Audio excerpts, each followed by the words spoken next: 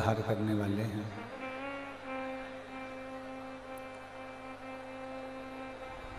माघ के इस पवित्र महीने में भगवान शिव की ही कृपा से, उनकी उदारता से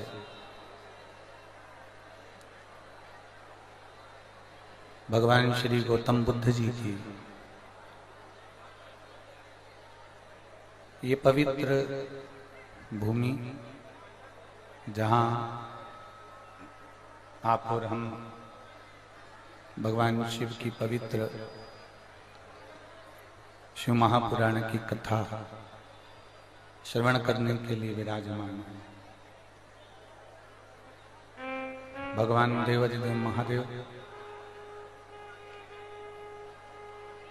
जो संपूर्ण विश्व का कल्याण करने वाले हैं, संपूर्ण जगत का उद्धार करने वाले हैं, ऐसे देवाधिदेव महादेव की पवित्र लीलाओं का स्मरण आप और हम करने के लिए बैठे हैं। कथा के मुख्य यजमान श्रीमती पूनम जी पांडे, श्री ओम प्रकाश जी पांडे, पांडे परिवार कुशीनगर। सामने के बक्से भी बढ़ाओ, प्रेशर खोलिए। श्रीमती पूनम जी पांडे, श्री ओम प्रकाश जी पांडे, कुशीनगर उत्तर प्रदेश, एवं समस्त कुशीनगर के रहनेवासी जिन पर भगवान देवाधिदेव महादेव की कृपा हुई है, करुणा हुई है, जो आप और हम भगवान शिव की अविरल भक्ति को प्राप्त करने बैठे हैं। एक बार यजमान परिवार के लिए जोरदार ताली बजाकर स्वागत वंदन अभिनंदन। जो इस पवित्र शिव महापुराण की कथा का आयोजन कराकर संपूर्ण क्षेत्रवासियों का कल्याण कर रहे हैं। पीछे की आवाज खोलिए। संपूर्ण जगत का उद्धार करने वाली, संपूर्ण विश्व का कल्याण करने वाली ये पवित्र शिव महापुराण की कथा है।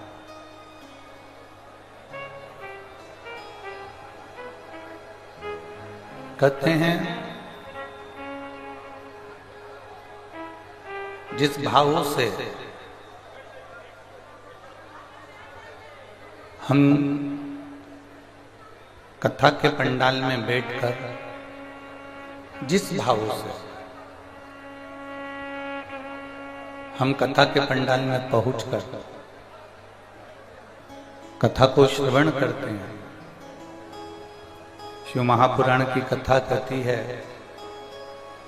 जितने दिल से, जितने भाव से हम कथा को सुनते हैं, देवाधिदेव महादेव हमारी झोली भी उसी भाव से हमारी भरकर हमको हमारे घर के लिए भेजता है।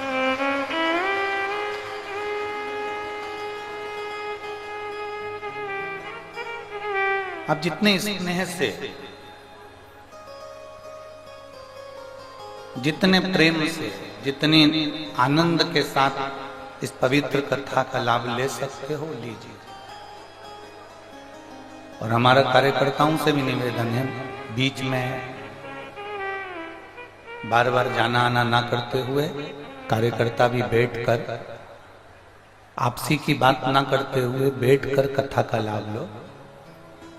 क्योंकि आपके कुशीनगर में ये बार बार कथा नहीं होगी और आप भले कार्यकर्ता हो, आप भी बाहर जाकर कथा नहीं सुन सकते। तो आपको भी ये मौका मिला है कथा सुनने का, तो जितना सुन सकते हो उतना सुनो, जितना ग्रहण कर सकते हो उतना ग्रहण करो।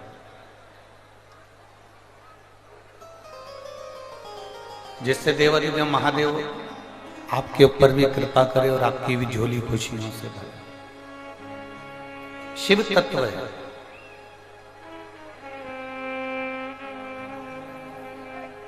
स्वयं ब्रह्मा जी भी भगवान शंकर को नहीं पहचान पाए।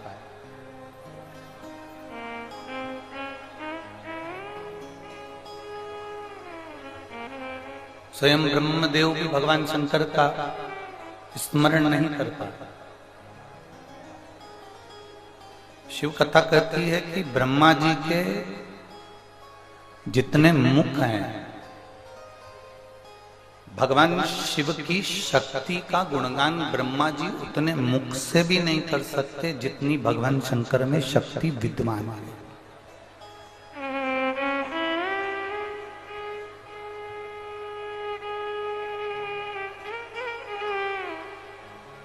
जितनी शक्ति मेरे महादेव में है, उस शक्ति का गुणगान तो स्वयं ब्रह्मा भी अपनी संपूर्ण वाणी से नहीं कर सकते। संपूर्ण वाणी से।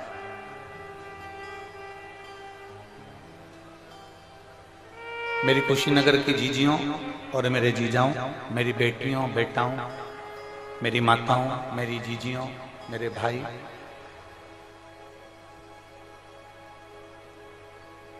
दुनिया के लोग कहते हैं कि महादेव में कितना बल है, शिव में कितना बल है।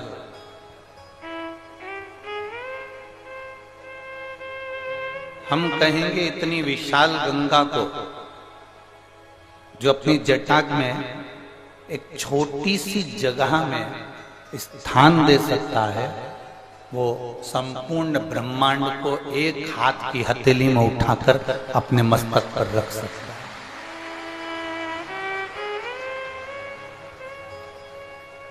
अविरल बहने वाली वो गंगा, अविरल बहने वाली वो गंगा निरंतर बहती है, निरंतर बहती। और उस गंगा को मेरे महादेव अपनी जटा में स्थान देते हैं, और पूरी जटा में स्थान नहीं दिया। आप थोड़ा ध्यान लगाकर देखेंगे तो पूरी जटा के अंदर भगवान शंकर ने गंगा को विराजमान नहीं करा। अगर पूरी जटा के अंदर भगवान शंकर गंगा को विराजमान करते तो भगवान कृष्ण के साथ में जब रास करने के लिए गए थे तो उन्होंने अपनी चोटी बनाई थी बाल खोलकर। उन्होंने अपने केश खोल लिए थे और चोटी बना ली थी। भगवान शंकर ने अपने बाल खोल लिए थे और उसमें चोटी गुथवा ली थी।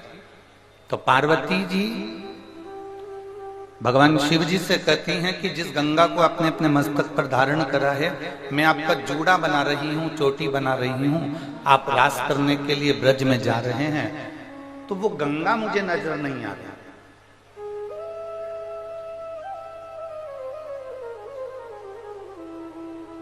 वो गंगा मुझे नहीं दिख रही है, जिस गंगा को आपने मस्तक पर संजोया, जिस गंगा को आपने अपने मस्तक पर रखा, वो गंगा मुझे नजर नहीं आ रही।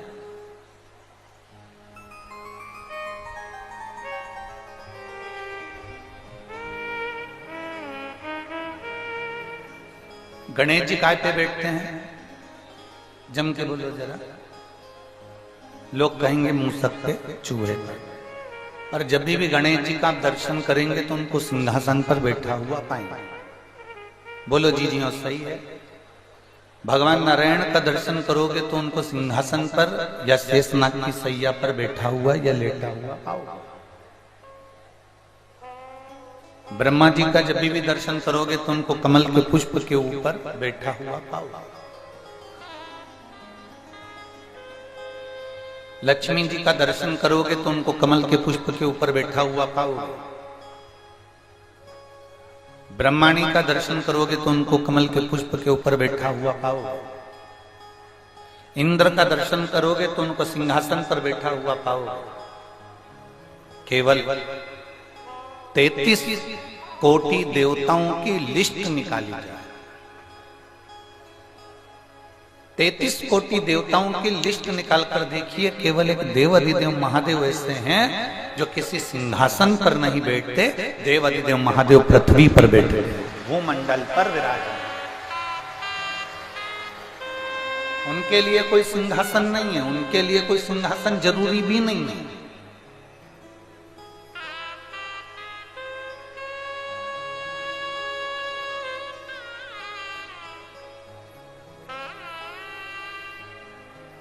मेरे देवादिदेव महादेव किसी सिंहासन पर नहीं, मेरे देवादिदेव महादेव जमीन पर बैठे हैं, भूमि पर।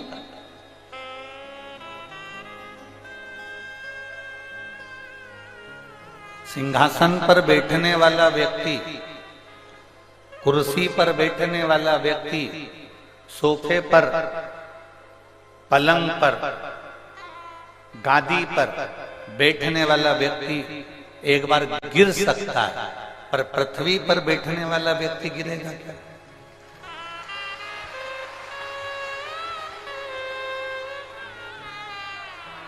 आप सब जमीन पर बैठे हो ना, गिरोगे क्या? नहीं। कोई कुर्सी पर बैठा है, उसका पाया टूट गया, गिर जाएगा। कोई पलंग पर बैठा है, लुढ़क जाएगा। कोई सिंहासन पर बैठा है, वो गिर सकता है। कुर्सी पर बैठने वाला कभी ना कभी कुर्सी से नीचे उतर सकता है। कुर्सी पर बैठने वाला एक न एक दिन कुर्सी से नीचे आ सकता है। पलंग पर बैठने वाला एक न एक दिन पलंग से नीचे उतर सकता है। जो ऊपर बैठता है उसको नीचे आना ही पड़ता है।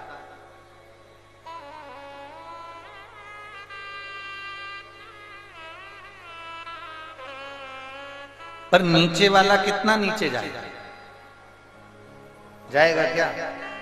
नीचे वाला नीचे नहीं जाएगा। नीचे वाला अगर जाएगा तो ऊपर की ओर बढ़ेगा, पर नीचे की ओर नहीं बढ़ेगा। वो मेरा महादेव, वो मेरा शिव है, वो मेरा शंकर है, वो मेरा वो घड़ी शंभु है।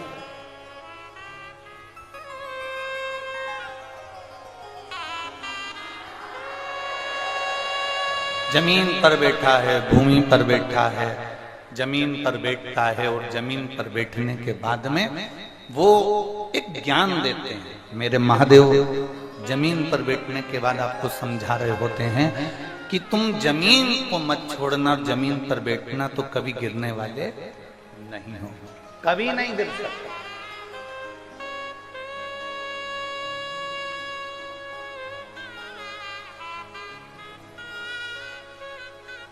कोई आज मुख्यमंत्री के पद पर बैठ गया, कोई आज प्रधानमंत्री के पद पर बैठ गया, कोई आज राष्ट्रपति के पद पर बैठ गया, कोई आज अध्यक्ष के पद पर बैठ गया, कोई आज विधायक के पद पर बैठ गया, कोई आज संसद के पद पर बैठ गया, कोई आज अध्यक्ष, उपाध्यक्ष, कोषाध्यक्ष, सचिव के पद पर बैठ गया। ये सब कुर्सियां जो मिल गई, कोई कलेक्टर पद पर, कोई कमिश्नर पद पर, कोई एसपी, कोई कलेक्टर, कोई टीआई, किसी पद पर, कुर्सी पर हम बैठ गए हैं। पर कितना समय? कोई 60 वर्ष का होगा, रिटायर हो जाएगा कुर्सी से नीचे। अच्छा, एक बात आपसे पूछें, उत्तर दीजिएगा। आप बैंक में नौकरी कर रहे हैं, आप थाने में नौकरी कर रहे हैं, आप किसी स्कूल में नौकरी कर रहे हैं, आपका सिग्नेचर कब तक काम आता है?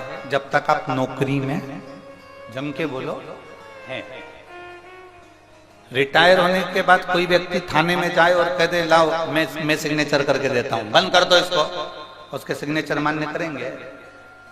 बैंक से रिटायर होने के बाद कोई बैंक के कुर्सी पर, मैनेजर की कुर्सी पर जाकर बैठ जाए कि लाओ मैं सिग्नेचर करके देता हूं, 50,000 रुपए निकाल कर दो, कोई मानेगा? नहीं।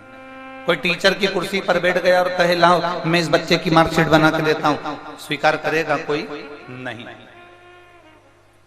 आप जब तक कुर्सी पर हो, आप जब तक सत्ता पर हो, आप जब तक वैभव पर हो, तब तक आपके सिग्नेचर काम कर रहे हैं, आपकी कुर्सी काम कर रही है, आपके सिग्नेचर काम कर रहे हैं, आपकी कुर्सी, आपका सिग्नेचर काम कर रहा है। और जैसे ही आप नीचे उतरे, उतरने के बाद आपका सिग्नेचर, आपकी कुर्सी, आपका कोई पद नहीं।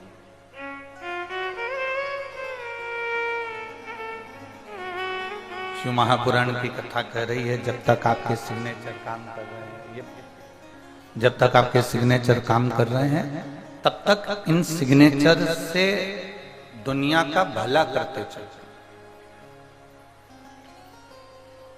हमने पहले कथा में क्या कहा था आपको? शरीर चले तब तक कथा के पंडाल में जाकर कथा सुन लो, शरीर चले तब तक तीर्थ कर लो, शरीर चले तब तक दान कर लो, और तुम्हारे घर में चले तब तक दोनों हाथों से कोई पुण्य कार्य कर लीजिए। ये जीवन का एक आनंद है।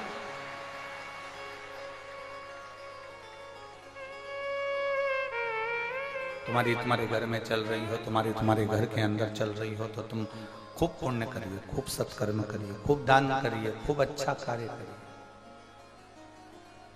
शरीर चल रहा है तो कथा के पंडाल तक भी चले जाइए। शरीर चल रहा है तब तक तुम भगवान की कथा में भी चले।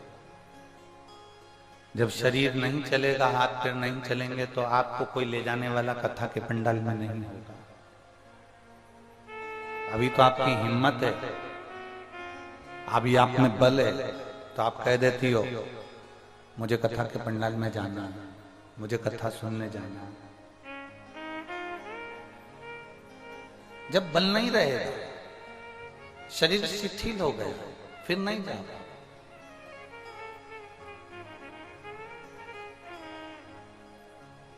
फिर आप पहुंच नहीं पाओगे।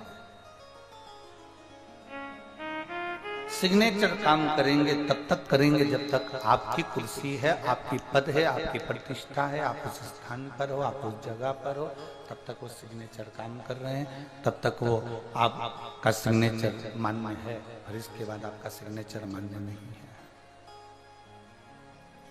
फिर आपका सिग्नेचर मान्य नहीं। बहुत ध्यान दीजिएगा महाराज कथा के, स्मरण करिएगा थोड़ा।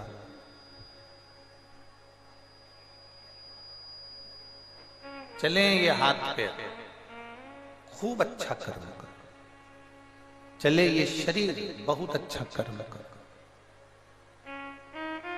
और मत बुरे कर्म कर बंदे वरना पछताएगा। भगवान की आंखों से तू बच नहीं पाएगा। बस प्रेशर बढ़ाना है, बाकी का सब ठीक चल रहा है। अरे ओ अज्ञानी मत करना गानी, अरे ओ अज्ञानी मत करना, तेरे कर्म का फल भी तू ही पाएगा। जैसा किया तूने तेरे आगे आएगा। मत बुरे कर्म कर वरना पछताएगा। भगवान की आंखों से तू बच नहीं पाएगा, तू बच नहीं पाएगा। अरे ओ अज्ञानी मत करना दानी, अरे ओ अज्ञानी मत करना। अपने कर्म का भोग अपने को भोगना। कुछ कर्म अच्छा करते चलो, कुछ प्रयास अच्छा करते चलो।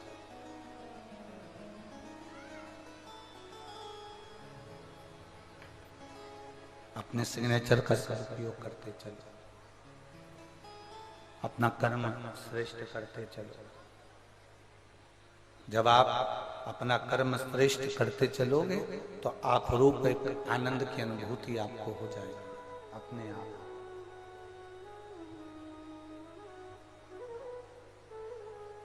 नीचे बैठने वाला कभी नहीं बैठता,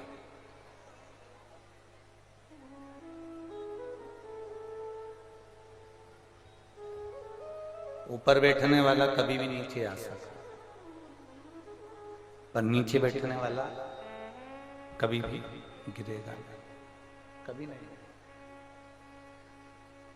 नीचे बैठने वाला एक काम जरूर कर सकता है कि नीचे बैठने वाला गिरेगा तो नहीं, नीचे बैठने वाला गिरेगा तो नहीं, पर यह पक्का है कि नीचे बैठने वाला ऊपर की ओर बढ़ सकता है पर नीचे नहीं आ सकता, ऊपर की ओर बढ़ सकता।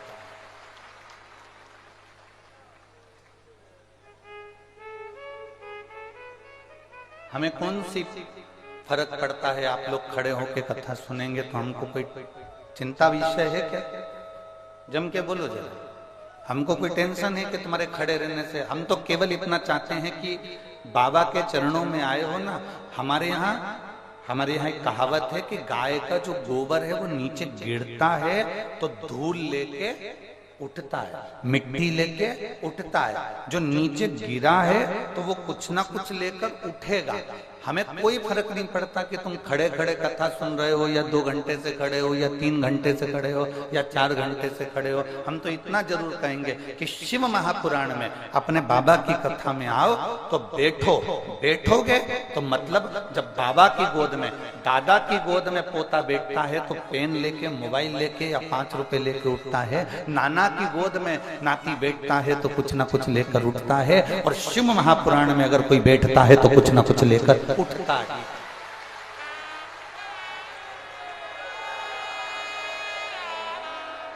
वो खाली नहीं जाएगा, उसको कुछ ना कुछ मिलेगा जरूर। अब आप कहो कि गुरुजी हम बैठे कैसे? हमारी तो आदत है खड़े खड़े रहना। ना ना ना, बैठ जाओ, आनंद लो, कथा रसपान करो, श्रवण करो।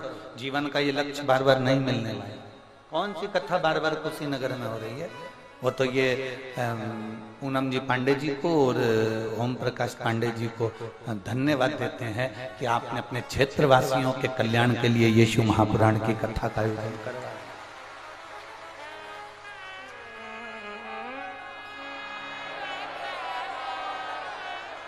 और पूछना, ये पूनम जी से पूछना, पूनम पांडे जी से और उनके पति देवता से भी पूछना कि सीहोर से समिति, आप जितने बार मिलने के लिए समिति के पास जाओगे, समिति उतनी बार आपसे कहेगी, आपसे बन जाए तो कथा करो, नहीं बने मत करो। बोलते कि नहीं बोलते? समिति का एक नियम है, जितनी बार आप मिलने के लिए सीहोर जाएंगे उतनी बार समिति के जो कार्यकर्ता आपको मिलेंगे वो एक बात जरूर कहेंगे, देखिए आपसे बन जाए तो कथा करना, नहीं बने तो शिव महापुराण की कथा टीवी पर आती है, सुनना। बोला होगा कि नहीं बोला होगा दीदी? हमारे यहाँ का नियम। पर जो पक्का होता है, जो दढ़ी बन जाता है, जो पक्का ठान कर बैठ जाता है, नहीं मुझे भरोसा है, मेरा बाबा है, मेरा शंभू है, वो कथा कराएगा, कथा बोलेगा और कथा सुनेगा, तो बस पक्का। फिर वो पक्का हो गया तो नहीं तो हमारी समिति तो बार बार कहती है, अगर आप मिलने गए हो तो वो 25 बार कहेगी, देखो बन जाए तो करना, देखो बन जाए तो करना, ना बने कथा टीवी पर सुनिए, आनंद लीजिए, बन जाए तो करो।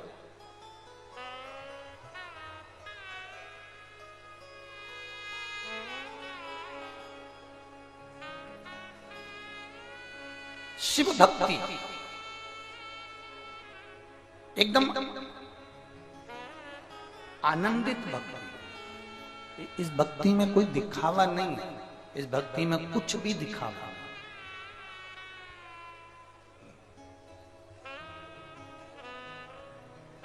शंकर जी को जल चढ़ाना कोई दिखावा है क्या?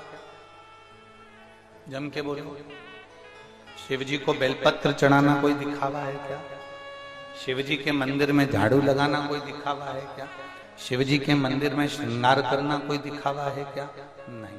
शंकर की भक्ति में कोई दिखावा नहीं।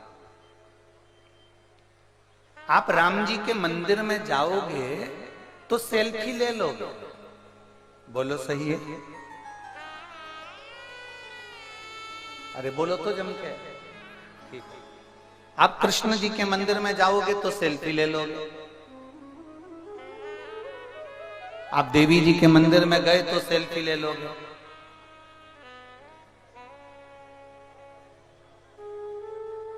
बहुत कम लोग मिलेंगे शंकर जी के शिवलिंग के साथ सेल्फी लेते हुए, बहुत कम मिलेंगे, बहुत कम।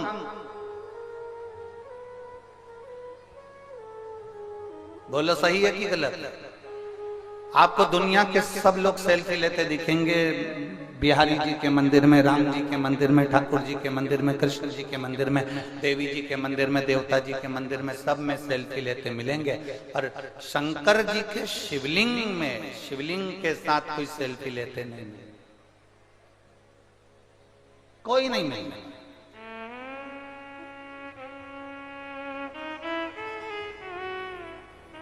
क्योंकि सब दूर दिखावा कर सकते हो, पर मेरे महादेव का जहां शिवलिंग है वहां दिखावा नहीं हो सकता, इसलिए सेल्फी भी नहीं, कोई सेल्फी नहीं। आप शंकर के मंदिर में फोटो खिंचवाना चाहते हो तो आप शिखर के साथ खिंचवा लोगे, बाहर खिंचवा लोगे, बिल्कुल बाहर घूमते हुए खिंचवा लोगे, आप बाहर सब कुछ कर सकते हो, पर मंदिर के अंदर जहां शिवलिंग है वहां कोई सेल्फी नहीं ले शिवलिंग के साथ। और शिवलिंग के साथ सेल्फी लेने की जरूरत भी नहीं, बस दिखावा नहीं करना है हमको शंकर जी के साथ।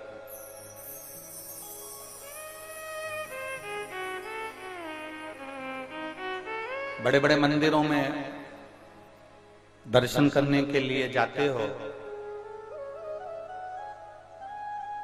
राम जी के मंदिर में गए हो, बिहारी जी के मंदिर में गए हो, देवी जी के मंदिर में गए हो, कृष्ण जी के मंदिर में गए हो, आप सबसे निवेदन करेंगे, जितने लोग आस्था चैनल पर सुन रहे हैं, जितने फेसबुक यूट्यूब पर सुन रहे हैं और जितने इस पवित्र कुशीनगर की भूमि से सुन रहे हैं, आप सबसे कहेंगे किसी मंदिर में सेल्फी लेने के लिए भगवान के सामने मत जाओ।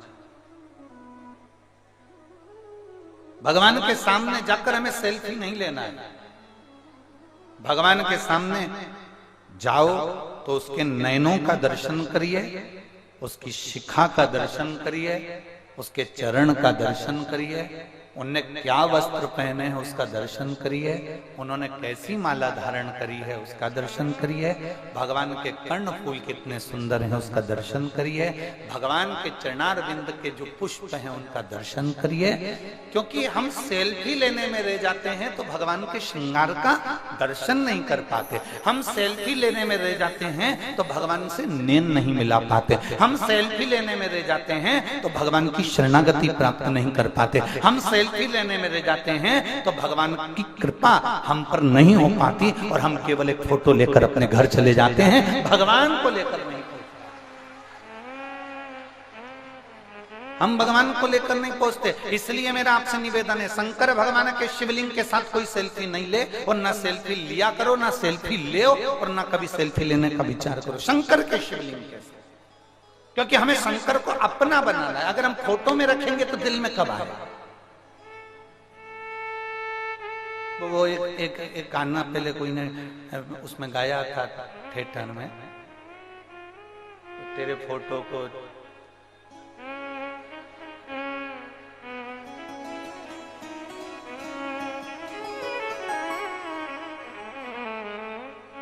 तेरे फोटो को चिपका लूं, ऐसा कुछ था वो, ध्यान नहीं।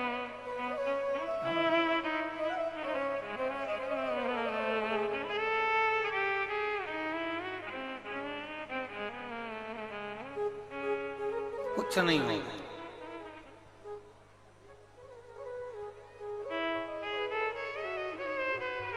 फोटो ले भी लोगे ना भगवान के साथ, अगर खींच भी लोगे तो कोई मतलब नहीं, भगवान को खींचो, भगवान का फोटो नहीं।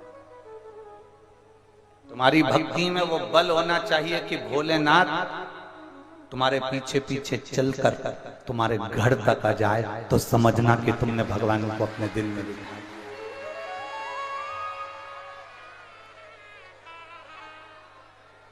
आज वृंदावन में, आज अयोध्या जी में, आज काशी जी में, आज वैष्णो देवी आदि कादिक जो चाहे बड़े बड़े तीर्थ हैं उन सभी में, पंढरपुर हो आदि कादिक सारे तीर्थ हों, उन सभी तीर्थों में भगवान के साथ सेल्फी लेने का क्रम नहीं होना चाहिए। भगवान का दीदार करिए, दर्शन करिए, भगवान से नैन मिला लीजिए।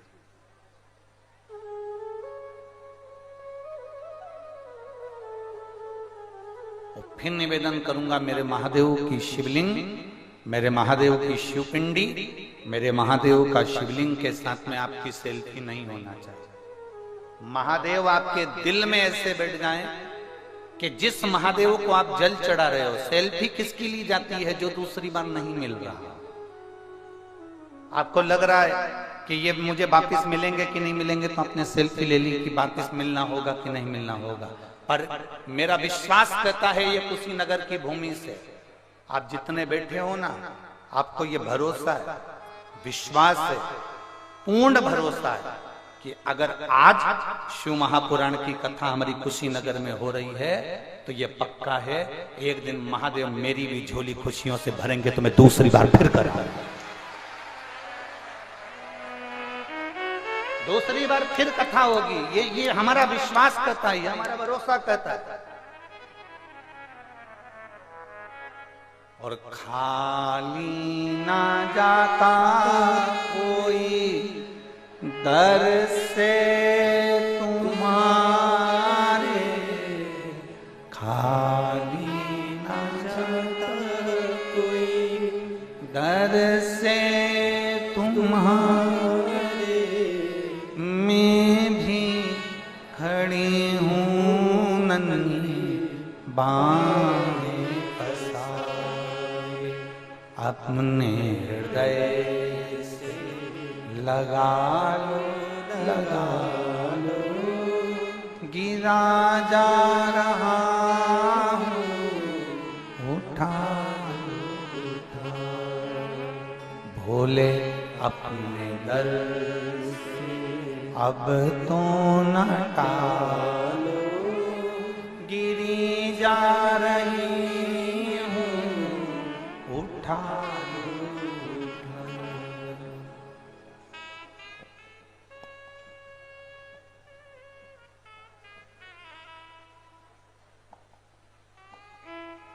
हवा दिखती है, बोलो तो रे कुशीनगर वालों, हवा दिखती है, ठीक है।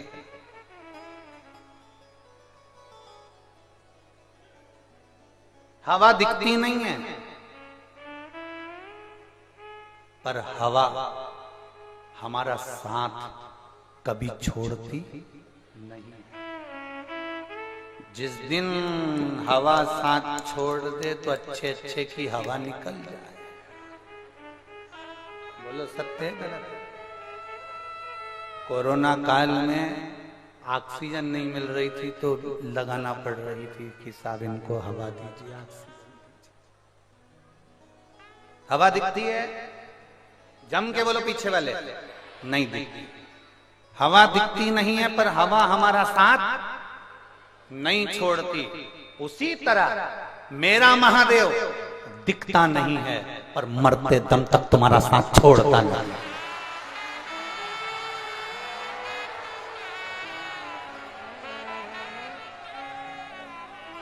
हवा दिखती नहीं है, पर साथ छोड़ती नहीं है।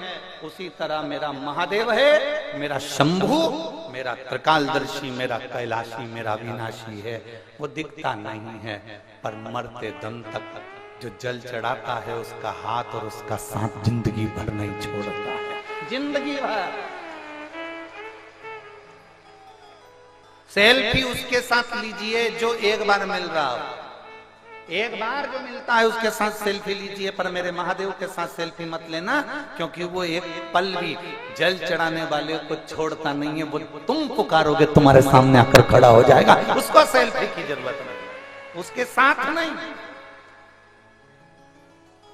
आज विडंबना पैदा कर दी लोगों ने, ये नया नया फैशन आ गया, मंदिर में जाओ तो भगवान के साथ सेल्फी लीजिए। क्या है ये कौन सा तरीका? ये मेरे महादेव के मंदिर में बिल्कुल ना करिए, मेरे शंकर के शिवलिंग के साथ बिल्कुल ना करिएगा। शंकर आपके दिल में होना चाहिए, आपके हृदय। पशुपतिनाथ में कितने दिए जलाती हो व्रत में? 6 दिए, 5 दिए मंदिर में जलाती हो और 1 दिया अपने घर के दरवाजे के सीधे हाथ पर राइट हैंड में जलाती। ठीक है, बोलो तो जम के। 6 दिए आप लोग पशुपतिनाथ के व्रत में जलाते। 6वां दिया पशुपतिनाथ का घर के दरवाजे पर क्यों जलाया जाता है? 5 दिए तुमने मंदिर में जला दिए, तो ये छठा भी मंदिर में जला देना था। जब 5 दिया हमने शिव के मंदिर में जलाए, तो ये छठा दिया भी हमें मंदिर में जलाना था। फिर इसको हम शंकर के मंदिर में ले भी गए, और अगर छठा दिया तुम्हें घर में जलाना था तो घर के अंदर ही रख के आ जाती, फिर इसको मंदिर लेकर क्यों गई? कोई पूछे तुमसे कि ये सियोर वाला महाराज तो नए नए व्रत बताते रहता है, सियोर वाला महाराज नए नए काम बताता रहता है, लोग हमको टोटका वाला महाराज भी कह देते हैं, ताने भी दे देते हैं, पर उनको नहीं मालूम कि दशरथ जी के घर में जब औलाद नहीं हुई तो उन्होंने गुरु बाबा से कहा था, और गुरु बाबा ने कोई उपाय कराया, तो क्या वो टोटका था? बोलो तो जम के नहीं।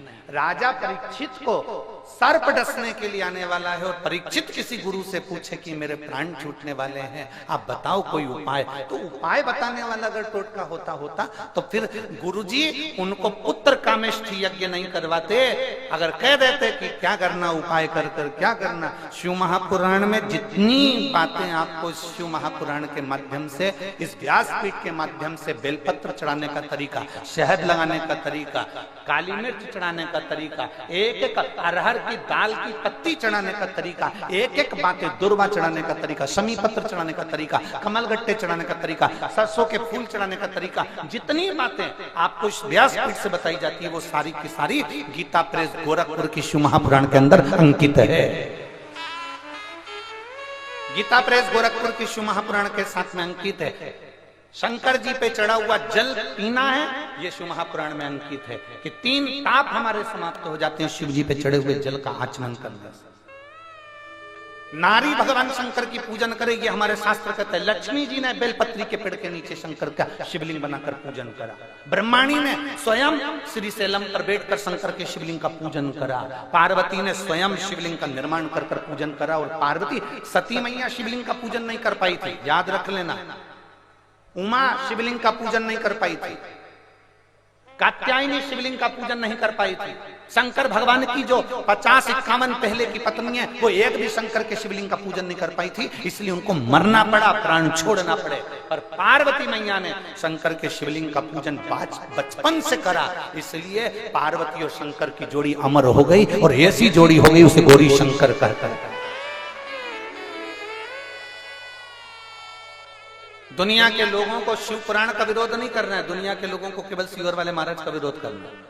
शंकर पे जल मत चढ़ाओ, शिव जी पे जड़ा जल मत पियो, श्री शिवाय नमस्तुभ्यम वेद और पुराण शास्त्र का मंत्र ही नहीं है। हम कहते हैं जिनको लगता है कि श्री शिवाय, जम के बोलिए जरा, श्री शिवाय नमस्तुभ्यम, जिनको लगता है कि ये हमारी शिव पुराण में मंत्र नहीं लिखा, उनसे कहूंगा एक बार गीता प्रेस गोरखपुर की शिव पुराण को पढ़ो,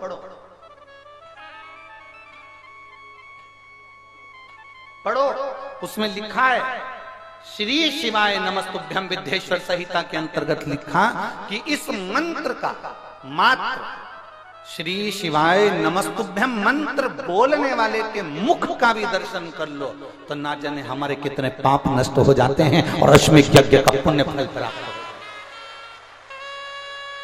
देखिए, मैं आस्था चैनल वालों से कहूंगा जरा श्री शिवाय नमस्तुभ्यम मंत्र को हमारी शिव पुराण, ये गीता प्रेस गोरखपुर की शिव पुराण, हम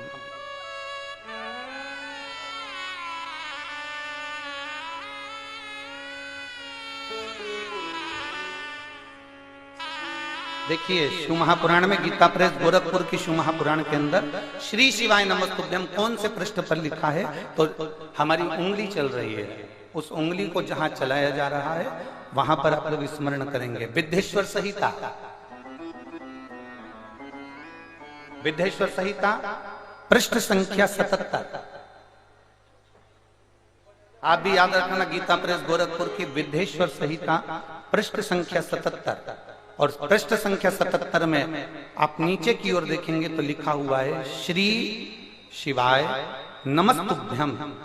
ऐसी बात जब मुंह से निकाली जाती है तब वह मुख समस्त पापों का विनाश करने वाला पावन तीर्थ बन जाता है, वो साधारण मुख नहीं रहता। मैं आस्था चैनल वालों से कहूंगा आप भी दिखाइएगा जनमानस को कि श्री शिवाय नमस्तुभ्यम कहां से लिया गया। और केवल श्री शिवाय नमस्तुभ्यम गीता प्रेस गोरखपुर की केवल शिव पुराण में नहीं, कल्याण के शिव अंक में भी है, उसका भी स्मरण करें। विद्येश्वर संहिता के पृष्ठ संख्या 77 में श्री शिवाय नमस्तुभ्यम ऐसी बात जब मुंह से निकलती है तब वह मुख समस्त पापों का विनाश करने वाला पावन तीर्थ बन जाता है। जो मनुष्य प्रसन्नता पूर्वक उस मुख का, आप जरा आप देखिए इसमें क्या लिखा गया, जो मनुष्य प्रसन्नता पूर्वक उस मुख का दर्शन करता है उसे निश्चय ही तीर्थ सेवन जनित फल प्राप्त होता है, उसे तीर्थों का फल प्राप्त हो जाता है जो श्री शिवाय नमस्तुभ्यम बोलने वाले मुख का दर्शन करते हैं। इतनी विचित्र है शिव पुराण, इतनी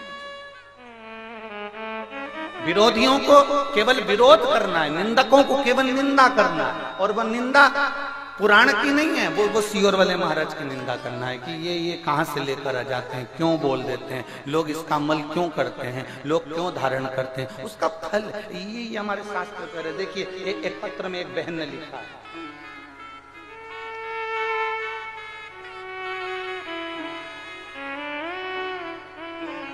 मेरा नाम मिंटी देवी है, मेरे पति का नाम चंदन सिंह है, मैं मीरगंज गोपालगंज बिहार से हूं, कहीं बैठी हूं तो हाथ हिला सकते हैं। मेरा नाम मिंटी देवी है, मेरे पति का नाम चंदन सिंह है, मैं मीरगंज गोपालगंज बिहार से हूं, आप ही हैं, हाथ हिला देते। श्री शिवाय नमस्ते।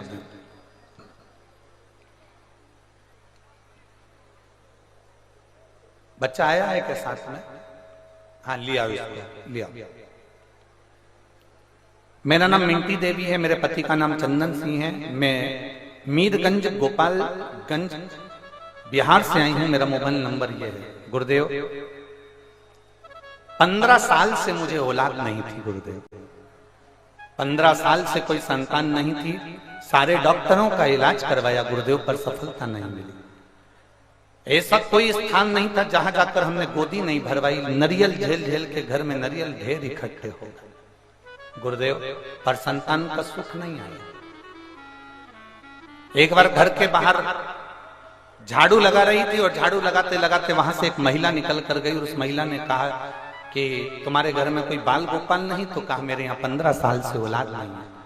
तो कहा वो सियोर वाला महाराज टीवी पर आता है, प्रदीप मिश्रा कथा बाजता है, आप उस कथा को क्यों नहीं सुनते?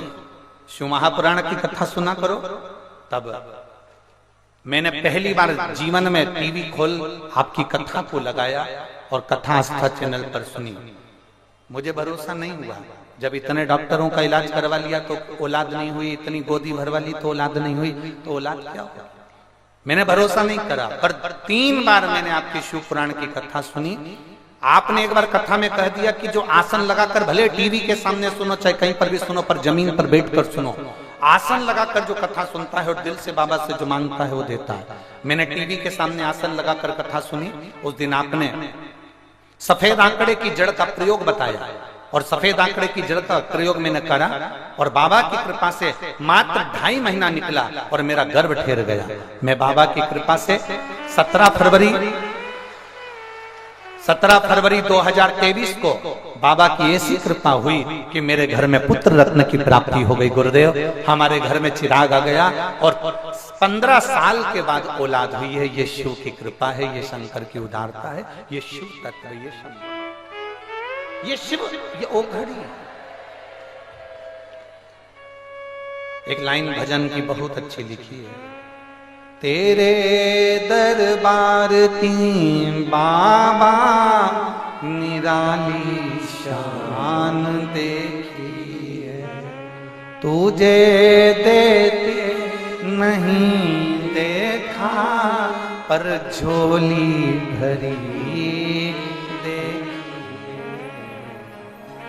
मुख दुनिया मोड़े बाबा तू मुखड़ाना, मेरी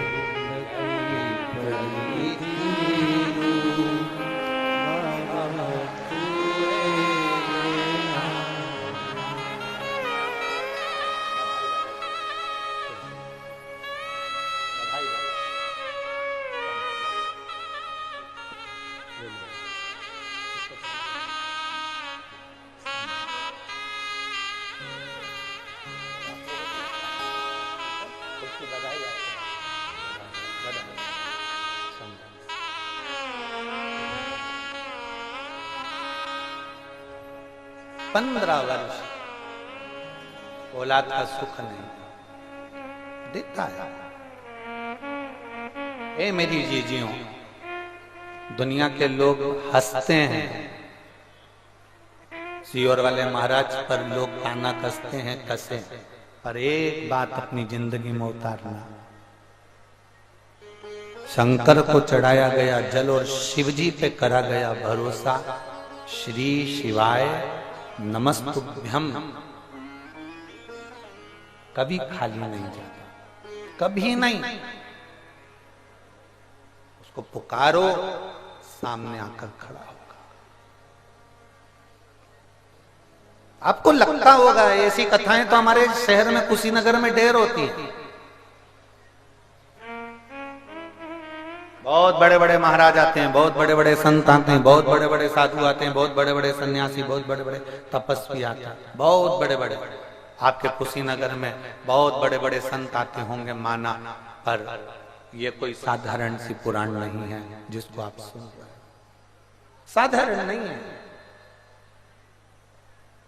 इसको सुनना, धारण करना, उतारना, वो हमने फिर कहेंगे हवा दिखती नहीं है, हवा दिखती नहीं है, पर हवा साथ छोड़ती नहीं है।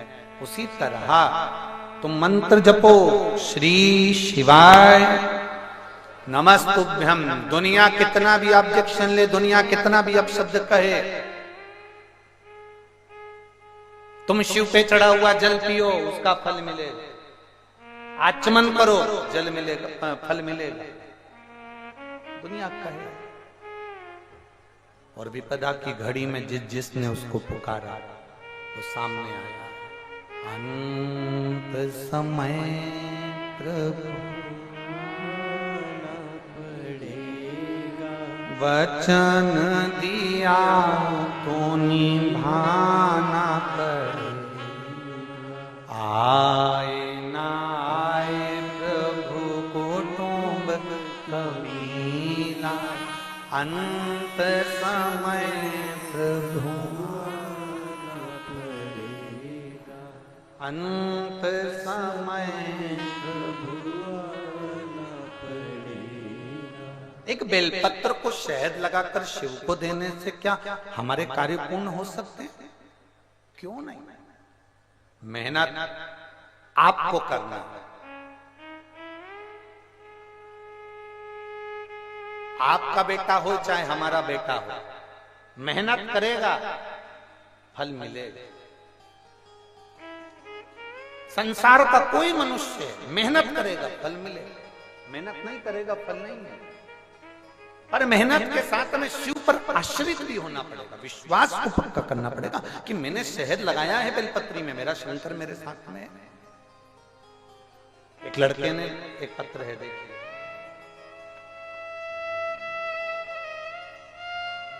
मैं रिंकू देवी कप्तानगंज निवासी हूं, जिला कुशीनगर की रहने वाली हूं। कहीं बैठी हैं? आप ही हैं? ऐसा हाथ हिला दो। श्री शिवाय नमस्ते। वापिस एक बार हाथ हिलाइए।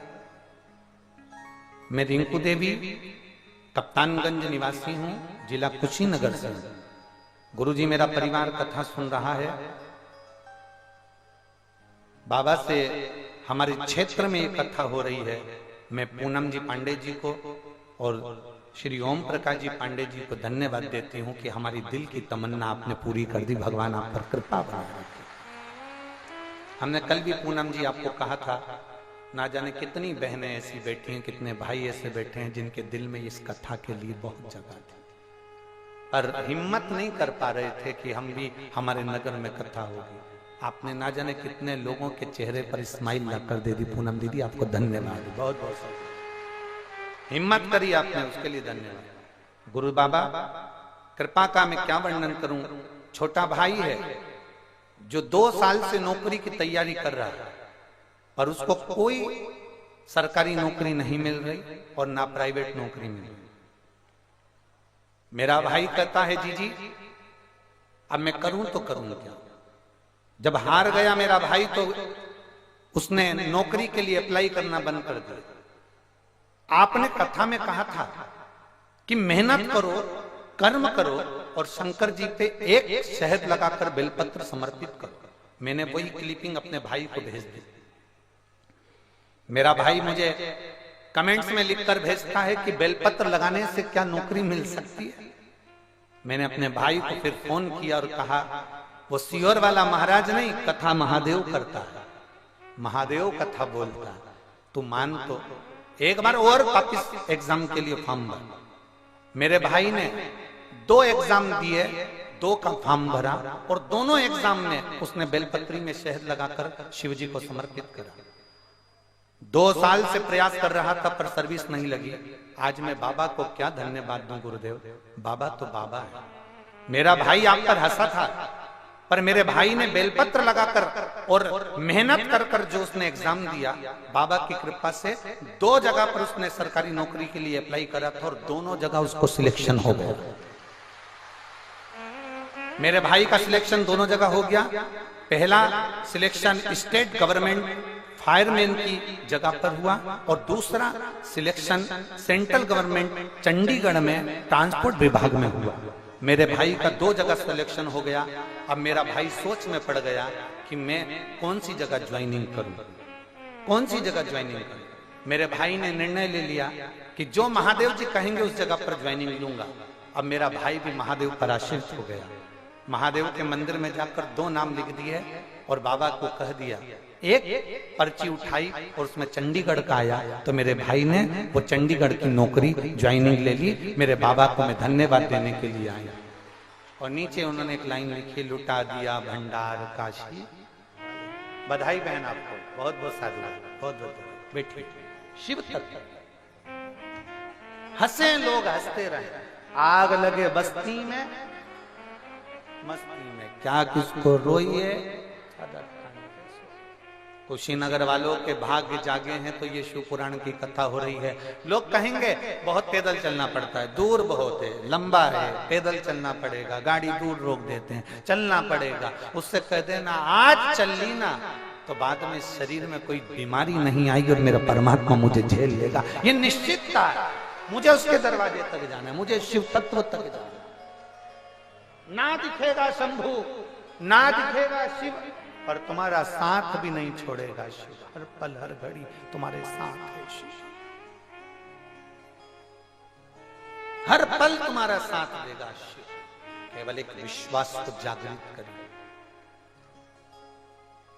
अपने भीतर के कचरे को निकाल कर बाहर करिए।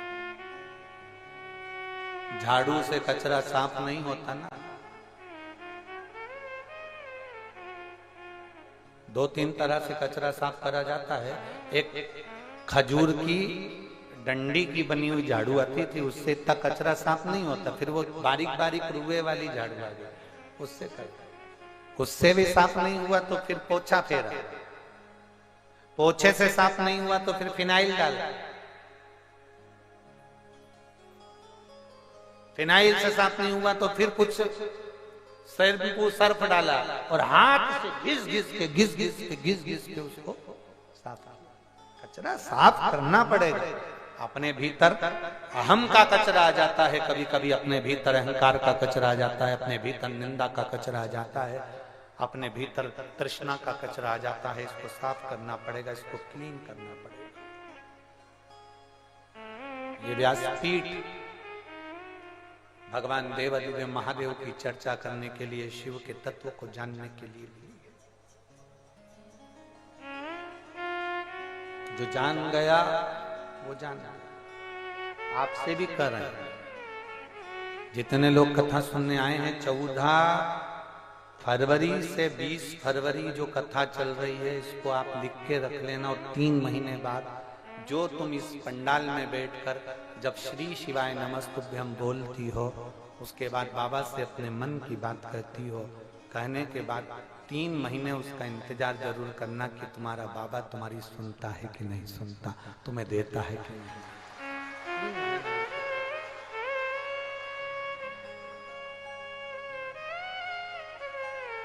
इस बहन ने लिखा पत्र में कि मैंने,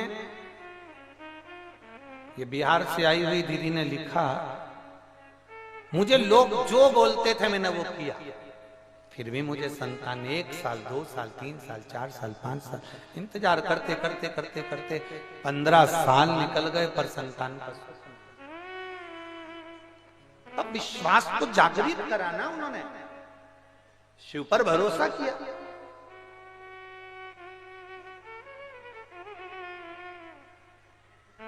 भगवान शंकर पर भरोसा किया, और जब भगवान शिव पर भरोसा पूर्ण हो गया तब शिव मिला। झाड़ू फेरते रहो, कचरा साफ होगा। भगवान के मंदिर जाते रहो, जाते रहो। लोग कहेंगे क्या मिलता है वहां से, उसको कह दो हम कुछ लेने के लिए नहीं जा रहे, हम तो हमारे पिता से मिलने के लिए जा रहे हैं, अपने बाबुल से बात करने के लिए जा रहे हैं, अपने पिता के पास। क्या देगा वो मालूम नहीं है, पर इतना जरूर मालूम है कि उसके नजदीक जाने का फल जरूर।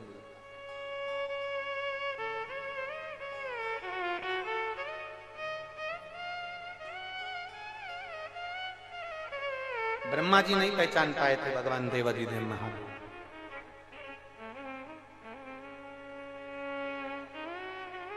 ब्रह्मा जी ने नहीं पहचाना था भगवान शंकर को, भगवान शिव को नहीं पहचान पाया। आखिरी में ब्रह्मा जी ने भगवान नारायण से पूछ लिया था कि तुम्हारे पिता कौन है, तुम्हारे पिता कौन? नारायण ने कह दिया मेरे पिता तो वो देवाधिदेव महादेव, जिसका कोई नहीं, कोई नहीं।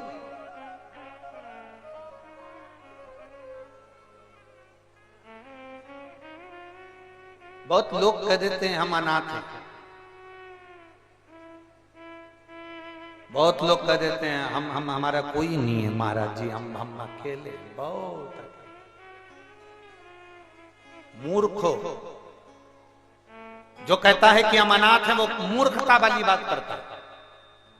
जो कहते हैं हमारा कोई नहीं है, वो मूर्खता वाली बात करता है।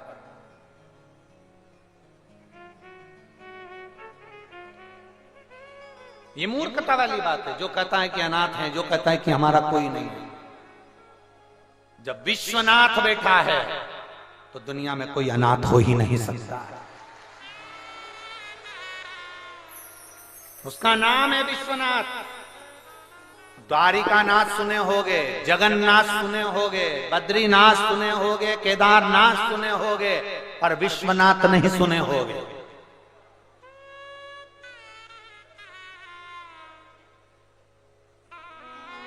विश्वनाथ नहीं सुने होगे। उसका नाम विश्वनाथ है। किसी को अनाथ नहीं छोड़ता, सबको अपना बनाकर चलता, सबको अपना।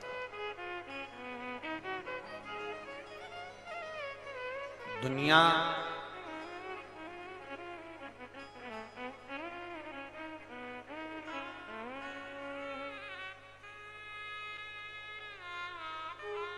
दुनिया की सबसे बड़ी उपलब्धि कौन सी है?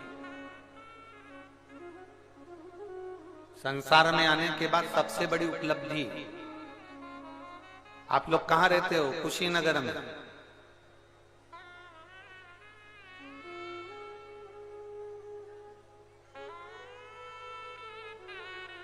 दुनिया की सबसे बड़ी सफलता कौन सी है? जल्दी बोलो।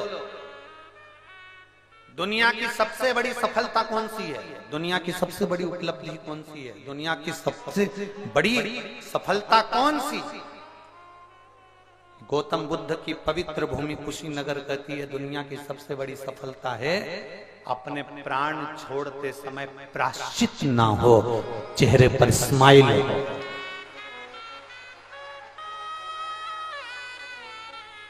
गौतम बुद्ध की पवित्र भूमि कहती है, महात्मा गौतम बुद्ध भी कह रहे हैं और महात्मा विदुर भी कह रहे हैं, अपने प्राण छोड़ते समय आपको प्रायश्चित ना हो, ऐसा काम ही मत कर जाओ कि प्रायश्चित हो। अपने प्राण छोड़ते समय आपको दुख ना हो, ऐसा काम ही मत कर जाओ कि दुखी होना।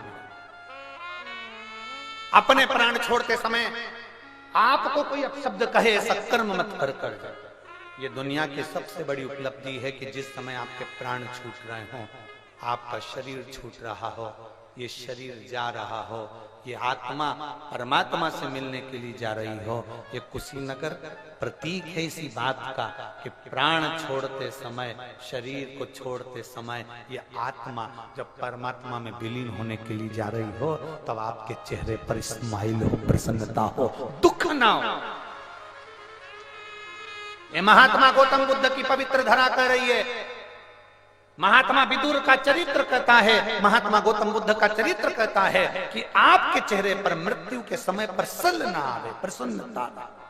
मैंने किसी का दिल नहीं दुखाया, मैंने किसी को अपशब्द नहीं कहा, मैंने किसी को गाली नहीं दी, मैंने किसी को आड़ा टेढ़ा नहीं कहा, मैंने अपनी जिंदगी को अच्छे से जिया। मरते समय तुम्हें बेटों की चिंता ना हो, मरते समय तुम्हें बहुओं की चिंता ना हो, मरते समय तुम्हें परिवार की चिंता ना हो, मरते समय तुम्हें किसी वस्तु की चिंता ना हो, और तुम्हारे प्राण यमराज तुम्हारे सामने खड़ा हो और प्राण जा रहे हो, उस समय पर तुम्हारे चेहरे पर केवल मुस्कुराहट और मुख की जिह्वा पर मंत्र श्री शिवाय नमस्ते, पंचाक्षर मंत्र नमः शिवाय, षडाक्षर मंत्र ओम नमः शिवाय, 2 अक्षर का मंत्र राम नाम, 2.5 अक्षर का मंत्र कृष्ण, 12 अक्षर मंत्र ओम नमो भगवते वासुदेवाय। तुम्हारे मुख पर ये मंत्र जब मुख में होंगे तो निश्चित है कि तुम्हारा चेहरा कह देगा कि तुम्हें कोई विपदा, कोई चिंता व्याप्त ही नहीं रहेगी।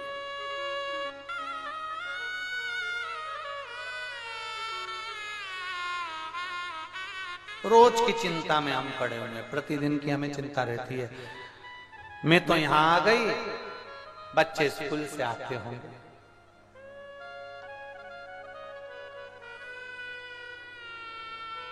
तुम यहां से जाओ, बच्चे तुमको स्कूल की ड्रेस में नहीं मिलेंगे। तुम यहां से जाओ, बच्चे तुम्हारे भूखे नहीं मिलेंगे। तुम चिंता कर रही हो, बच्चों को मालूम है मम्मी गई कथा में, फुल एंजॉय, फुल फ्रिज खोला, सामान निकाला, गुड दूध निकाल के, हॉर्लिक्स घोल के, बिस्कुट टोस्ट, और दोस्तों से कह दिया आ जाओ मम्मी गई कथा। तुम चिंता में दुबली हो गई, बेटे ने कुछ नहीं खाया होगा, बेटे ने कुछ नहीं खाया होगा, बेटे ने कुछ नहीं खाया होगा, और फिर घर पहुंचकर बेटे से कहो ले मैं तुझे खाना, मम्मी मेरा पेट भरा। क्या खाया? बस पेट भरा, मैं स्कूल से टिफिन खा के आया। अब ये नहीं बता रहा है कि सारा फ्रिज का माल में ही निपटा गया, जो अलमारी में रखा हुआ था वो मैं खा गया। तुम्हें चिंता है, तुम्हें चिंता है, मेरा पति ऑफिस गया है, टिफिन तो घर में रह गया, वो क्या खाएगा, क्या खाएगा?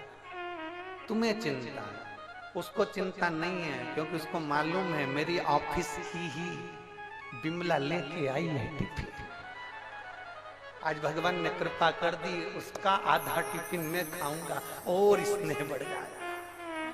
तुम्हें चिंता है, उसको नहीं। जिंदा हो तब तक चिंता व्यापेगी, मरने के बाद चिंता नहीं, चिता व्यापेगी। कहाँ चिंता है? जिंदा हो तब तक चिंता है। और हम कहते हैं चिंता को छोड़कर बाबा पर आश्रित हो जाइए, चिंता को छोड़कर बाबा पर। बाबा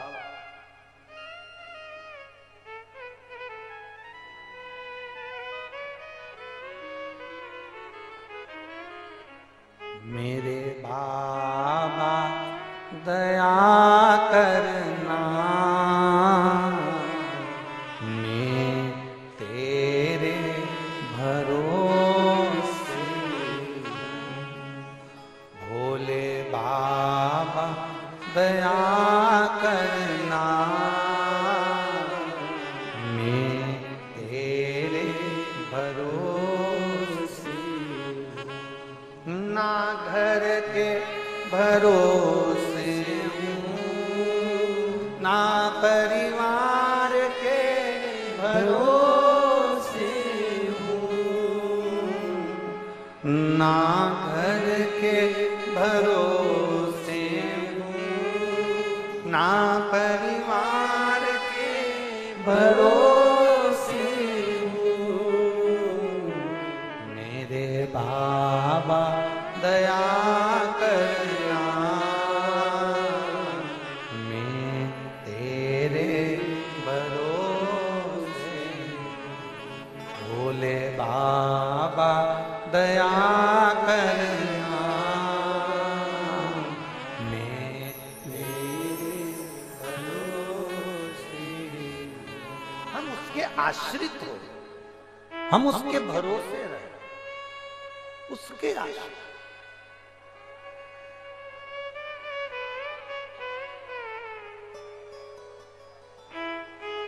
और जब हम उसके आश्रित होंगे तो होकर देखो, एक बार आश्रित होकर देखो,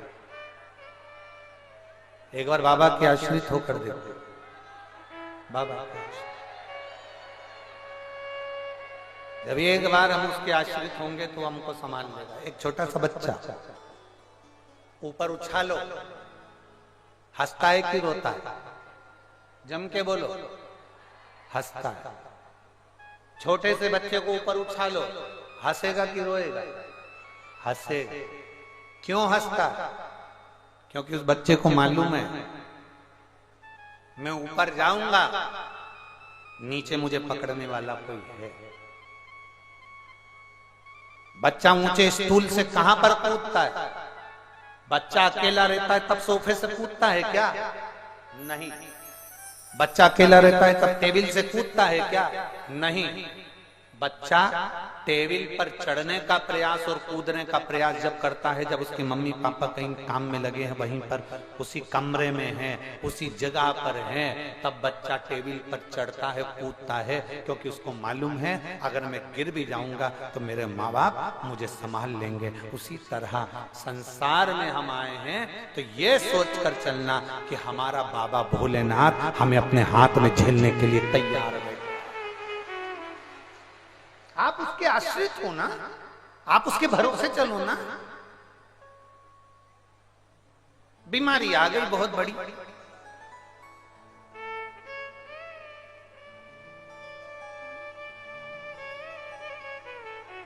आपसे एक बात पूछेंगे। पहले छोटे छोटे घर होते थे, छोटा छोटा मकान होता था, छोटा छोटा झोपड़ा होता था, कबेलू का मकान होता था, मिट्टी का मकान होता था, छोटे छोटे कमरे होते थे, गोबर से लिपे हुए होते थे, मट्टी से बने हुए होते थे। तब लोग ज्यादा बीमार पड़ते थे कि अब ज्यादा बीमार पड़ते हैं? अब ज्यादा बीमार पड़ते हैं। मार्बल लगा है, टाइल्स लगी है, बाथरूम एक नंबर की है, बाथरूम में भी टाइल्स लगी है, गीजर लगा हुआ है, पानी शावर में से आ रहा है, भरने के लिए कुएं पे नहीं जाना पड़ रहा, हेड पंप पर नहीं जाना पड़ रहा, पानी अपने आप नल में टंकी में आ रहा है, बोर चालू करा, खटका चालू करा, पानी भरा गया, आ गया। बढ़िया ओवन है, भोजन बन जाता है, बढ़िया गैस है, भोजन बनकर तैयार हो जाता है। जरा विचार करना, पहले मिट्टी का चूल्हा था, भोजन बनाने से पहले लोग वहां बैठते, भोजन करने वाला भी बैठता, भोजन बनाने वाला भी। मट्टी में गिरते, मट्टी में पड़ते, मट्टी से उठते, मट्टी के मकान में रहते तो बीमार नहीं पड़ते थे। आज वीआईपी व्यवस्था होने के बाद भी लोग बीमार पड़ रहे।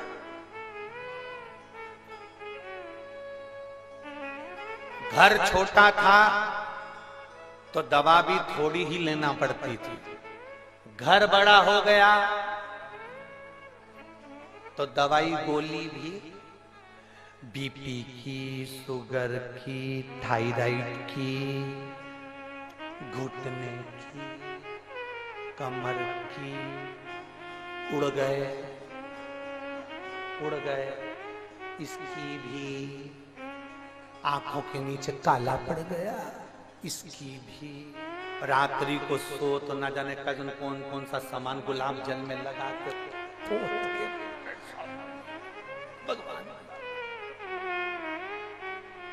सुबह से उठी, भगवान का मुंह कम देखा, सबसे पहले दर्पण में गई,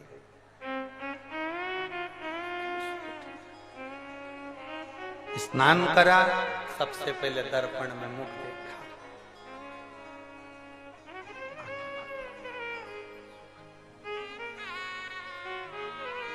मकान छोटा था तो दवाई भी जम के बोलो जरा।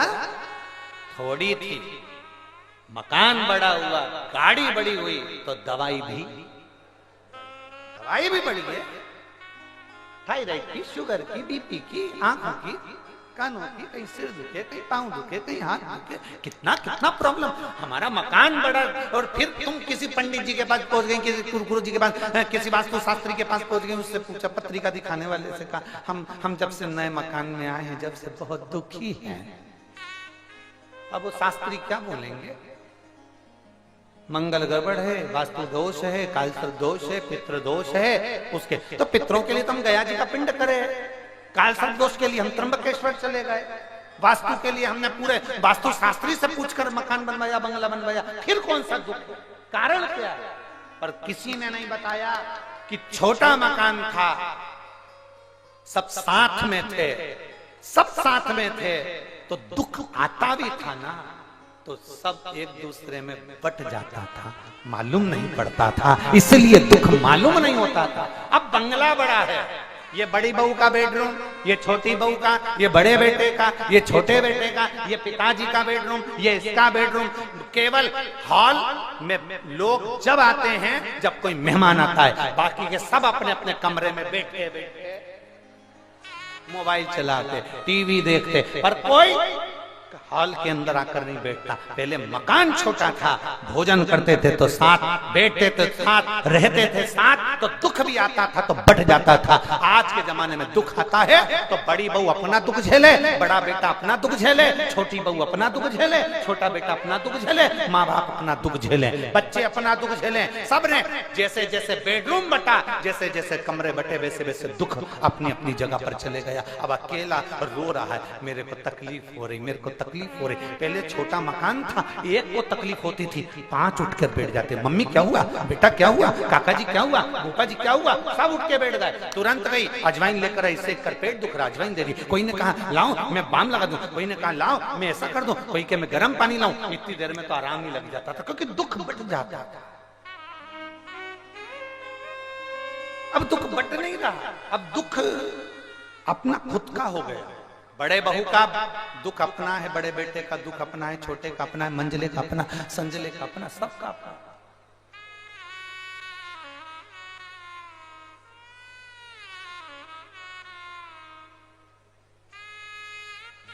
प्रार्थना करूंगा आप सबसे,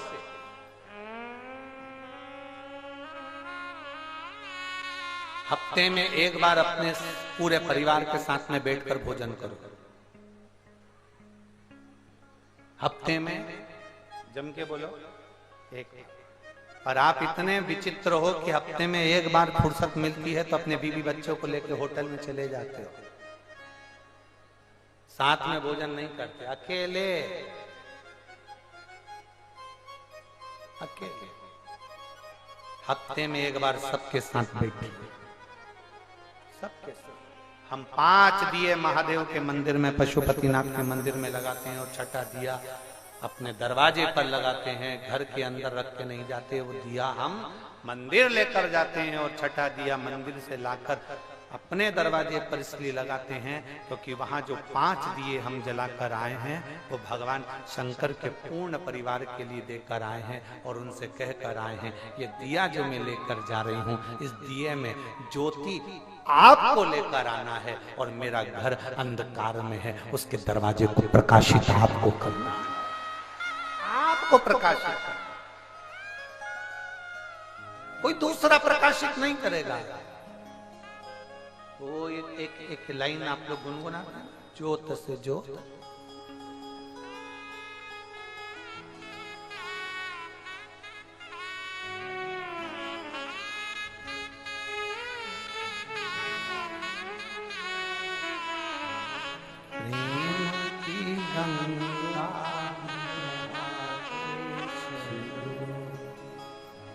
ज्योत से ज्योत जला के चलो, ज्योत से ज्योत जलाते चलो। बैठ जाओ अभी गा नहीं रहे हैं। प्रेम की गंगा नहाते चलो, प्रेम की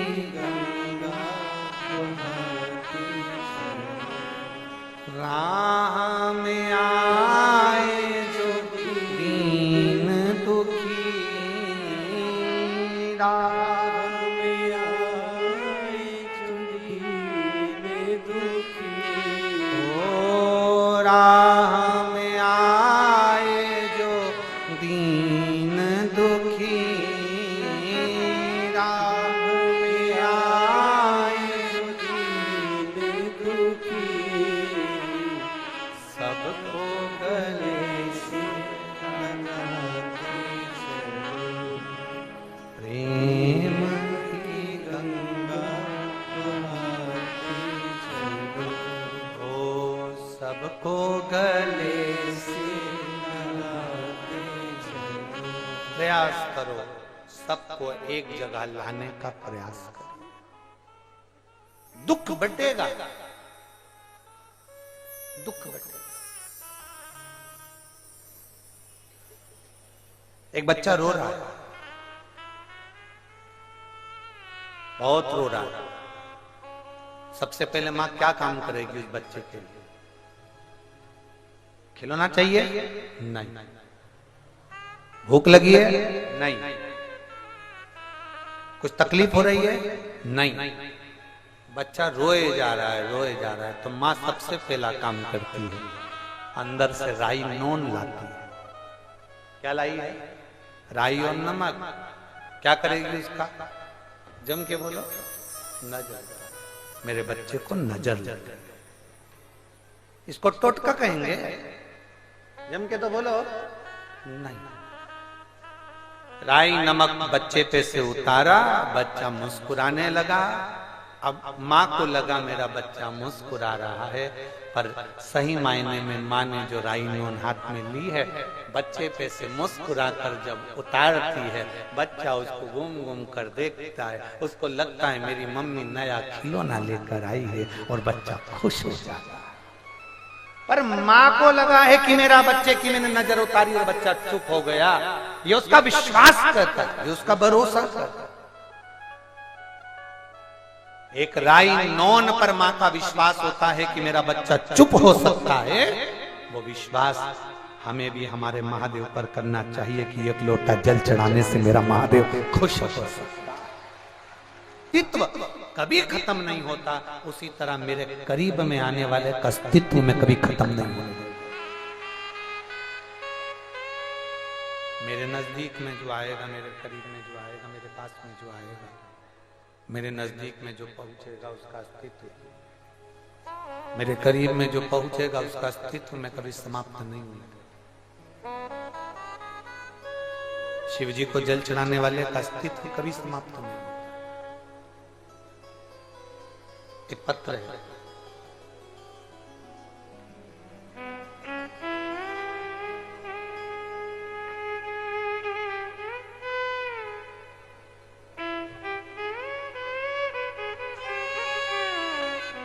मेरा नाम शैलजा देवी है। मैं गोरखपुर उत्तर प्रदेश की निवासी हूं। कहीं बैठी हैं शैलजा देवी? गोरखपुर उत्तर प्रदेश से हैं। आप ही हैं? ऐसे हाथ लगा। श्री शिवाय नमस्ते।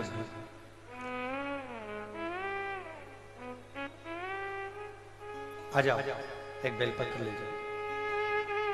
मेरा नाम शैलजा देवी है। मैं गोरखपुर उत्तर प्रदेश की निवासी हूं। मैं आपकी कथा लॉकडाउन से सुन रही हूं। गुरुदेव 2021 में मेरे गले में गठान हो गई थी। गोरखपुर दिखाई तो डॉक्टर ने हमको लखनऊ पीजीआई तक भेज दिया। सब जगह पर गठान की जांच कराई गई तो डॉक्टर के हिसाब से गले की जो गठान थी वो इतनी विचित्र थी कि इसकी जांच कराने के लिए मुंबई भेजना था। और हम ऑपरेशन डॉक्टर कर रहे थे, अगर ऑपरेशन करेंगे तो हो सकता है ये गठान गले में ऐसी जगह पर है जहां ऑपरेशन करते ही हो सकता है कि तुम्हें पैरालिसिस हो जाए या तुम्हारे गले की आवाज बंद हो जाए। हम कुछ कह नहीं सकते। डॉक्टरों ने हमसे ऑपरेशन का कह दिया। हम बहुत घबरा गए। ऑपरेशन की बात सुनकर हम दवाइयां लेकर अपने घर को आ गए।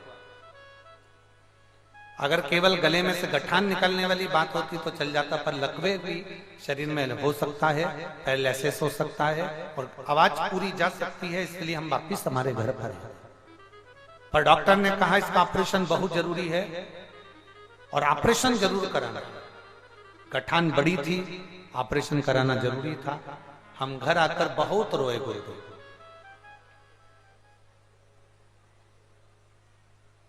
तब हमने शिव जी के मंदिर में जाना प्रारंभ करा और भगवान के मंदिर में जाना प्रारंभ करा। भगवान को एक लोटा जल चढ़ाना प्रारंभ करा। शिव जी का चढ़ा हुआ जल हम पीना प्रारंभ करें। एक बेलपत्री हमने खाना प्रारंभ करी और आज मैं बाबा को प्रणाम करने के लिए हमारे गोरखपुर में तो नजदीक में कथा नहीं हुई, पर कुशीनगर में कथा हो रही है, तो मैं बाबा को प्रणाम करने के लिए आई हूँ। दूसरी बार जांच कराने के लिए जब लखनऊ गई तो मेरी गले की गठान पूरी गल चुकी थी। मैं बाबा को प्रणाम करने के लिए आज मेरे बाबा ने मुझे बहुत खुशियां दी है गुरुदेव। जहां मेरे गले की आवाज जा रही थी, मेरे को पैरालिसिस का बोल दिया था और मेरी गठान बढ़ती जा रही थी, आज मेरे बाबा ने मेरी पूरी गठान ठीक कर दी। और मेरी लखनऊ में जांच हुई तो मेरी गठान पूरी गल चुकी थी। मैं बाबा को प्रणाम करने के लिए यहाँ आई। ये शिव तत्व है, ये उघड़ी है।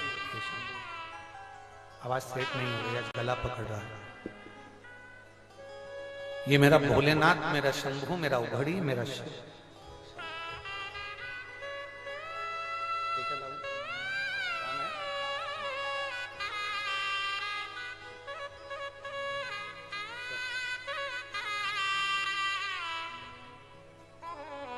एक विश्वास अपने भीतर जागृत, एक भरोसा अपने भीतर जागृत,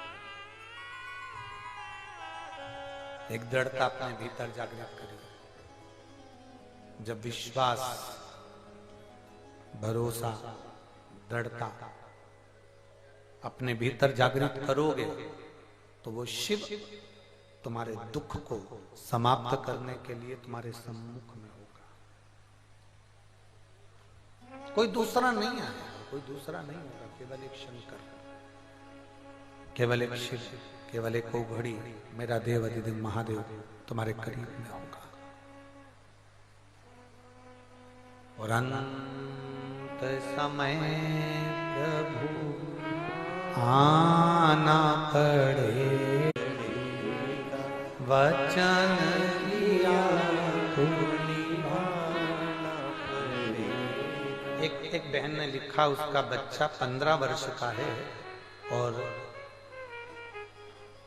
उसकी किडनी खराब हो गई थी। ज्योति गुप्ता, भालुकापुर जिला लखीमपुर खीरी उत्तर प्रदेश की। कहीं बैठी हो तो हाथ हिला सकती है। हाँ, श्री शिवाय नमस्ते। आ जाओ, एक बेलपत्र ले जाओ, आ जाओ। मैं ज्योति गुप्ता, भालुकापुर जिला लखीमपुर खीरी उत्तर प्रदेश की रहने वाली हूं। मेरा 15 वर्ष का बेटा है नैतिक गुप्ता, जो अचानक उसका तबीयत खराब हो गया और उसकी किडनी में इतना इन्फेक्शन हो गया कि डॉक्टर डायलिसिस का बोला। तकलीफ बढ़ती गई, धीरे धीरे उसका स्वास्थ्य और ज्यादा खराब हो गया, तो उसको भर्ती करा गया और धीरे धीरे भर्ती करते करते आईसीयू में उसको ले गए। स्वास्थ्य में बिल्कुल आराम नहीं हुआ गुरुदेव। तब मेरे एक रिश्तेदार ने देखा कि मेरा बच्चा जब पूर्ण तरह से बीमार हो गया और बहुत ज्यादा तकलीफ में आ गया, आईसीयू में ले जाकर जब पटक दिया गया, तब मेरे एक रिश्तेदार ने मुझे आपकी कथा की छोटी सी क्लिप भेजी, जिसमें पीपल के पत्ते का उपाय आपने बताया था। पीपल के पत्ते का जल, उसका वर्णन आपने किया था और उसी पीपल के पत्ते का हमने प्रयोग किया और डॉक्टर से कहकर उसके मुख में हमने 2 बूंद पानी पीपल के पत्ते का, शिवजी पे चढ़ा हुआ जल और बेलपत्र उसके सिराने रखी और उस पीपल के पत्ते का प्रयोग करना प्रारंभ करा, तो बाबा की कृपा से उसकी किडनी ने काम करना प्रारंभ कर दिया और उसका लीवर भी ठीक हो गया। हम बाबा को यहाँ धन्यवाद देने के लिए आए। अब मेरा बेटा जो 15 वर्ष का है बिल्कुल ठीक है गुरुदेव। हम अपने नगर से इस कुशीनगर को प्रणाम करने आए हैं। हम पूनम दीदी को भी धन्यवाद देते हैं, पांडे जी को भी धन्यवाद देते हैं। साधुता है आपको बहुत बहुत। शिव तत्व, शंकर ओघड़ी, शिव ओघड़ी। एक भरोसा जागृत करो अपने भीतर, एक विश्वास जागृत करो अपने भीतर, एक दृढ़ता जागृत करो अपने भीतर। जब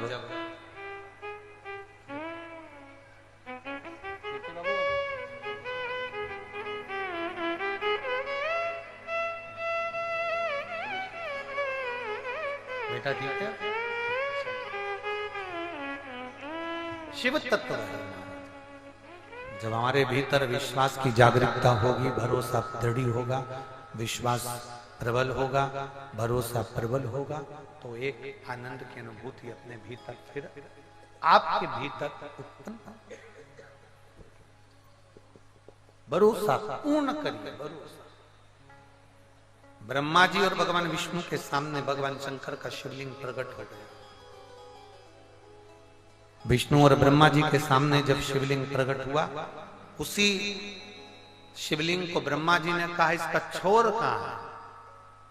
ब्रह्मा जी शिवलिंग को देखने के लिए उसका आखिरी छोर ढूंढने के लिए ऊपर चले जाते हैं, और नारायण भगवान शंकर के चरण ढूंढने के लिए पाताल में चले जाते हैं। नीचे जाते जाते जाते जाते जाते जाते पर नारायण को भगवान शंकर के चरण नहीं मिलते, और भगवान ब्रह्मा जी ऊपर जाते जाते जाते जाते उन्होंने गौ माता को साथ में ले लिया, केतकी के फूल को साथ में ले लिया, और कह दिया नीचे चलकर तुम भगवान नारायण के सामने कह देना कि तुमको भगवान शंकर का शीश मिल गया, सिरा छोर मिल गया। गौ माता भी झूठ बोलने के लिए आतुर हो गई, केतकी का फूल भी झूठ बोलने के लिए आतुर हो गया।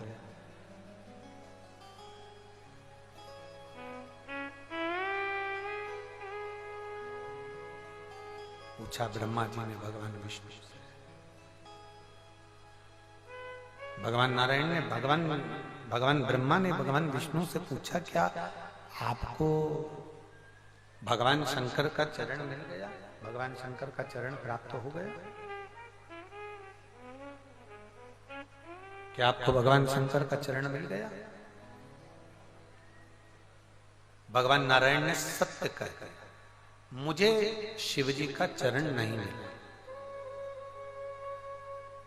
सत्य एक बार बोलना पड़ता है, असत्य बार बार बोलना पड़ता है। श्री शैलम पर्वत पर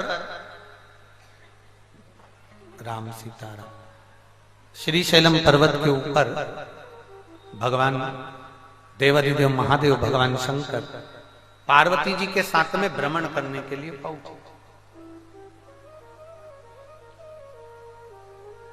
और श्री शैलम के पर्वत पर जब भगवान देवादिदेव महादेव माता पार्वती जी के साथ में भ्रमण करने के लिए पहुंचे, तो पार्वती जी ने वहां पर एक प्रश्न किया।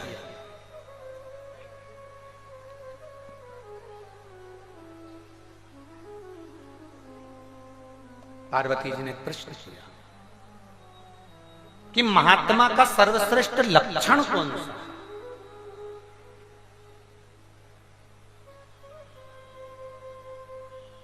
मेरी कुशीनगर की जीजियों, मेरे जीजाओं, बेटियों, बेटाओं, मेरी माताओं, मेरे भाई, स्मरण करिएगा कि एक पार्वती जी ने श्री शैलम के पर्वत पर एक प्रश्न किया, महात्मा का सर्वश्रेष्ठ लक्षण कौन सा? तो कहा महात्मा के दो लक्षण श्रेष्ठ है, एक मृत्यु लोक पर जब तक रहता है तब तक मुझे ढूंढने का प्रयास करता है, सब में शिव को देखता है, सब में शिव।